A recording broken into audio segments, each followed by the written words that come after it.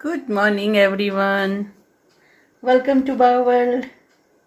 આપણે chapter number 3 start કર્યું, વનસ્પતિ સૃષ્ટિ, જેમાં આપણે આગળના લેક્ચરમાં વનસ્પતિ સૃષ્ટિના લક્ષણો અને એનો વર્ગીકરણ તેમજ વર્ગીકરણ પદ્ધતિઓનો અભ્યાસ કર્યો. સો આજે આપણે જોઈશું લીલ, દેટ ઇઝ જેને થેલોફાઇટા પણ કહેવાય છે. લીલ હરિત દ્રવ્ય ધરાવતા સાદા સુકાયક. મિત્રો ધ્યાન રાખજો, જેને મૂળ પ્રકાંડ પર્ણ નથી ધરાવતા એના દેહને સુકાઈ કહેવાય. જે સ્વયંપોષી, જે પોતે હરિતકણ ધરાવે છે એટલા માટે સ્વયંપોષી છે, અને જલજ વસવાટ ધરાવે છે, એમાં પણ મીઠા અને ખારા બંને પાણીમાં જોવા મળતા સજીવો છે. નિવાસસ્થાન, તેઓ ભેજવાળા પથ્થરો, જમીન અને લાકડા પર જોવા મળે છે. આ ઉપરાંત કેટલીક લીલ ફૂગ સાથે સહજીવન જીવે છે, જેને લાઇકીન કહેવાય.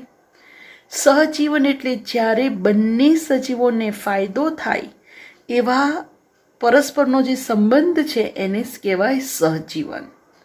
તો લીલ ફૂગ સાથે સહજીવી જીવન જીવે છે, જેને લાઇકેન કહેવાય. આ ઉપરાંત તે કેટલાક પ્રાણીઓ સાથે પણ જોવા મળે છે, જેમ કે પહાડોના રીછ પર જોવા મળે છે. લીલ, ખાસ યાદ રાખજો, એકકોષીય અથવા બહુકોષીય હોય છે. એક કોષીયની વાત કરીએ તો ક્લેમિડોમોનાસ, વસાહતી આવી રીતે કોલોની જોવા મળે, દેટ ઇઝ વોલ્વોક્સ.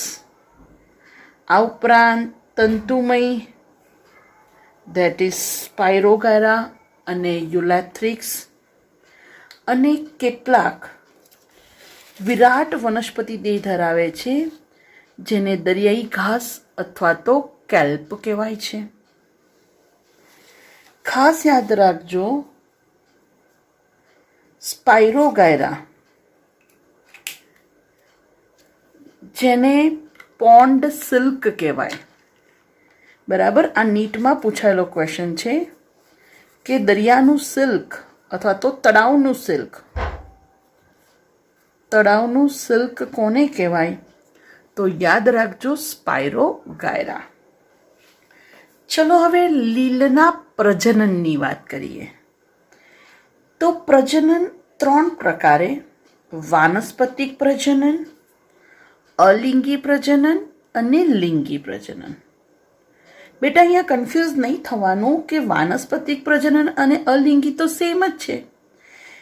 તો એકચ્યુઅલી વાનસ્પતિક પ્રજનન એ અલિંગી પ્રજનનનો જ એક પ્રકાર છે કે જેમાં એક જ પિતૃમાંથી બાળ પ્રાણીનું નિર્માણ થાય છે, મતલબ કે બાળ સજીવનું નિર્માણ થાય છે. અહીં જે વનસ્પતિનો દેહ હોય એમાંથી જ નવો વનસ્પતિ દેહ બને, એને અલિંગી પ્રજનન કહેવાય. પણ વાનસ્પતિક પ્રજનનમાં જે તે વનસ્પતિના કોઈ ભાગમાંથી જ ગાંઠામૂળી સ્વરૂપે નવો વનસ્પતિ દેહ બને તો એને કહેવાય વાનસ્પતિક પ્રજનન. ઓકે, ચલો. સો પહેલું પ્રજનન જોઈએ, વાનસ્પતિક પ્રજનન. વાનસ્પતિક પ્રજનનની વાત કરીએ તો એ થાય છે અવખંડન દ્વારા. અવખંડન એટલે મેં તમને કીધું એ જ પ્રમાણે ટુકડા થવું, તૂટવું, જેને ફ્રેગમેન્ટેશન કહેવાય. અને જે ખંડ તૂટે છે એમાંથી પાછા બાકીના દેહનું નિર્માણ થાય છે. બીજી વાત કરીએ અલિંગી પ્રજનન. અલિંગી પ્રજનનમાં વિવિધ પ્રકારના બીજાણુઓનું સર્જન થાય છે. બીજાણુઓમાં પણ ખાસ કરીને યાદ રાખજો, ચલ બીજાણુનું નિર્માણ થાય છે. આ જે ચલ બીજાણુ છે એ કશાધારી અને ચલયમાન હોય છે, અને આ જ ચલ બીજાણુ અંકુરિત થઈ અને નવા છોડમાં પરિણમે છે. સો આ વાત થઈ અલિંગી પ્રજનન. બરાબર, અને ખાસ યાદ રાખજો, અહીં મોટા ભાગે ચલ બીજાણુઓ જોવા મળે છે. હવે વાત કરીએ લિંગી પ્રજનન. લિંગી પ્રજનનમાં બે સજીવો હોય છે. તો અહીંયા બે જન્યુઓના જોડાણ દ્વારા લિંગી પ્રજનન થાય છે. યાદ રાખજો, લિંગી પ્રજનન એ 3 પ્રકારે હોઈ શકે છે. એમાં જન્યુઓ, પહેલી વાત કરીએ સમજન્યુક. સમ એટલે સરખા, જન્યુ મતલબ કે જેમાં જન્યુ કદમાં સરખા છે એને કહેવાય સમજન્યુક. હવે સમજન્યુકની વાત કરીએ તો એમાં કશાધારી મતલબ કે ચલિત. તો કશાધારી મતલબ કે ચલિત અને કદમાં સરખા હોય એવા જન્યુ જોવા મળે છે ક્લેમિડોમોનાસ. આ મોસ્ટ ઇમ્પોર્ટન્ટ. કશાધારી સમજન્યુક શામાં જોવા મળે છે? ક્લેમિડોમોનાસ. જ્યારે કશા વિહીન, જ્યારે ઓબ્વિયસલી બેટા કશા નથી તો એ કેવા હશે? અચલિત. તો કશા વિહીન અને અચલિત જે કદમાં સરખા છે મતલબ કે સમજન્યુક. સમજન્યુક અને કશા વિહીન જન્યુઓ જોવા મળે છે સ્પાઇરોગાયરામાં. સો સમજન્યુક, જે જન્યુ કદમાં સરખા હોય એને સમજન્યુક કહેવાય. સમજન્યુક પણ 2 પ્રકારે હોઈ શકે, ચલિત અથવા અચલિત. જેમાં કશા હોય એને ચલિત કહેવાય અને કશા નથી એને અચલિત કહેવાય. બરાબર, તો આ એક્ઝામ્પલ ખાસ યાદ રાખજો. બીજી વાત કરીએ વિષમજન્યુક. વિષમજન્યુક નામ પ્રમાણે વિષમ જે સરખા નથી, મતલબ કે જન્યુઓ જ્યારે કદમાં સરખા નથી એને કહેવાય વિષમજન્યુક. આ પ્રકારના જન્યુઓ જોવા મળે છે ક્લેમિડોમોનાસની કેટલીક જાતિમાં. અને ત્રીજો અંડજન્યુક. અહીં એક જન્યુ જે કદમાં મોટા હોય છે પરંતુ અચલિત છે. તો કદમાં મોટા અને અચલિત એવા જન્યુને કહેવાય માદાજન્યુ. અને બીજો જે કદમાં નાનો છે અને અચલિત છે જેને કહેવાય નરજન્યુ. ફરી એકવાર ખાસ યાદ રાખજો, અંડજન્યુકની વાત કરીએ તો જેમાં મોટો અચલિત જન્યુ છે જેને માદાજન્યુ કહેવાય અને નાનો કે જે ચલિત છે એને નરજન્યુ કહેવાય. આ 2 જન્યુઓનું જોડાણ થાય બરાબર, તો આવા પ્રજનનને કહેવાય અંડજન્યુક પ્રકારનું લિંગી પ્રજનન. જે શામાં જોવા મળે? વોલ્વોક્સ અને ફ્યુકસમાં. તો લિંગી પ્રજનન ખાસ યાદ રાખજો, સમજન્યુક, વિષમજન્યુક અને અંડજન્યુક. ચલો હવે આપણે આ જે લીલ છે એનું મહત્વ જોઈએ. સો પૃથ્વી પર લગભગ કુલ કાર્બન ડાયોક્સાઇડના અડધા કાર્બન ડાયોક્સાઇડનું સ્થાપન પ્રકાશ સંશ્લેષણની ક્રિયા દ્વારા લીલ કરે છે. હવે આપણને ખબર છે કે કાર્બન ડાયોક્સાઇડ જે આપણા માટે નુકસાનકારક છે, તો લીલ આપણા માટે ખૂબ જ ઉપયોગી છે. કારણ કે જેટલો પણ કાર્બન ડાયોક્સાઇડ છે એમાંથી અડધા ભાગનો એટલે કે 50% કાર્બન ડાયોક્સાઇડ એનું સ્થાપન કોણ કરે છે? લીલ કરે છે. હવે ઓબ્વિયસલી એ પ્રકાશ સંશ્લેષણ કરે છે, CO2 લે છે. પ્રકાશ સંશ્લેષણની ક્રિયામાં CO2 લેશે તો શું મુક્ત કરશે? O2.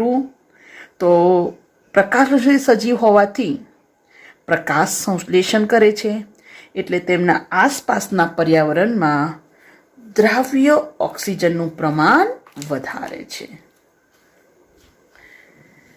આ ઉપરાંત તેઓ સર્વશ્રેષ્ઠ મહત્વના શક્તિસભર સંયોજનોના પ્રાથમિક ઉત્પાદકો છે. તેઓ હરિતકણ ધરાવે છે એટલે પ્રાથમિક ઉત્પાદકો છે અને ખૂબ જ અગત્યના શક્તિનો સ્ત્રોત છે. મતલબ કે બધા જ જલીય પ્રાણીઓમાં પોષણ ચક્રનો આધાર સ્તંભ છે. જેમ કે આપણને ખબર છે કે સ્થળ જ વસવાટની વાત કરીએ તો સ્થળજ વસવાટમાં લીલી વનસ્પતિ જે મેઇન આધાર સ્તંભ છે, કારણ કે તૃણાહારી, માંસાહારી, મિશ્રાહારી બધા જ કોના પર આધારિત હોય છે? લીલી વનસ્પતિ પર, જેને પ્રાથમિક ઉત્પાદકો કહેવાય. સેમ એવી જ રીતે જલીય વસવાટમાં લીલ એ પ્રાથમિક ઉત્પાદકો છે અને એના પર જલીય અન્ય સજીવો વસવાટ કરતા હોય છે, એના પર આધારિત હોય છે અને એના દ્વારા આખું પોષણ ચક્ર ચાલતું હોય છે. તો જલીય વસવાટમાં પ્રાથમિક ઉત્પાદકો છે, દેટ મીન્સ કે જે આહાર શૃંખલા છે અથવા તો જે આહાર ઝાડ છે, બરાબર, તો આહાર શૃંખલાનો ખૂબ જ અગત્યના આધાર સ્તંભ છે. હવે આ ખાસ પૂછાય છે, મોસ્ટ ઇમ્પોર્ટન્ટ. ખારા પાણીમાં લગભગ 70% જેટલી લીલની જાતિઓ ખોરાક તરીકે ઉપયોગી છે.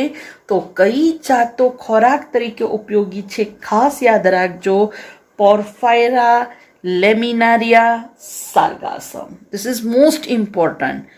પોર્ફાયરા લેમિનારિયા સાર્ગાસમ ખોરાક તરીકે ઉપયોગી છે.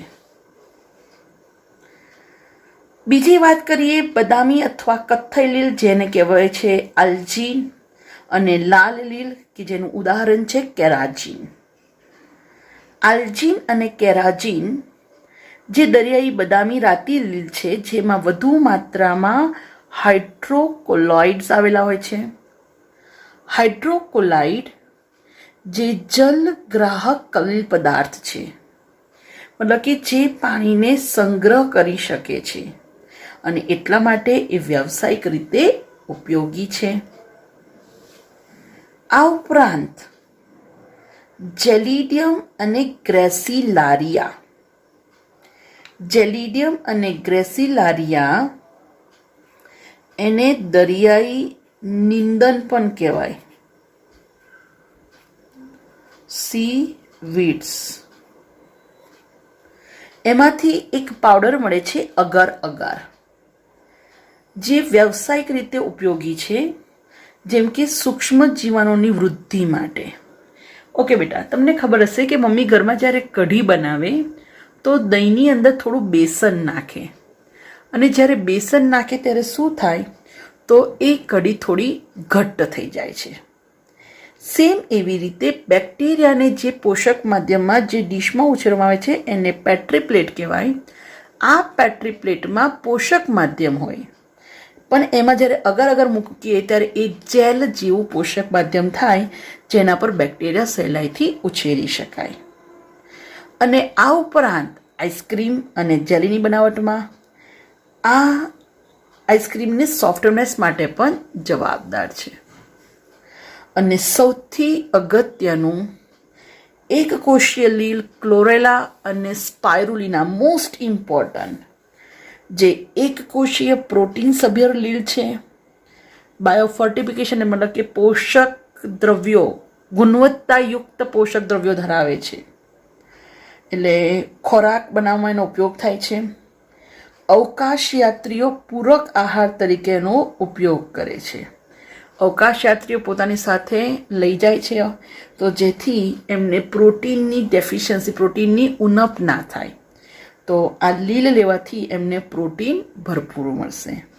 સો આ મોસ્ટ ઇમ્પોર્ટન્ટ નીટમાં પૂછાયેલું છે, ખાસ ધ્યાન રાખજો. ખોરાક તરીકે ઉપયોગી પોર્ફાયરા લેમિનારિયા સાર્ગાસમ.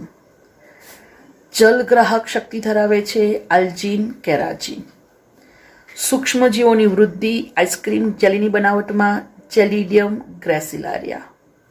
અને એક કોષીય પ્રોટીન જે અવકાશયાત્રીઓ દ્વારા ઉપયોગમાં લેવામાં આવે છે, દેટ ઇઝ ક્લોરેલા અને સ્પાયરુલિના.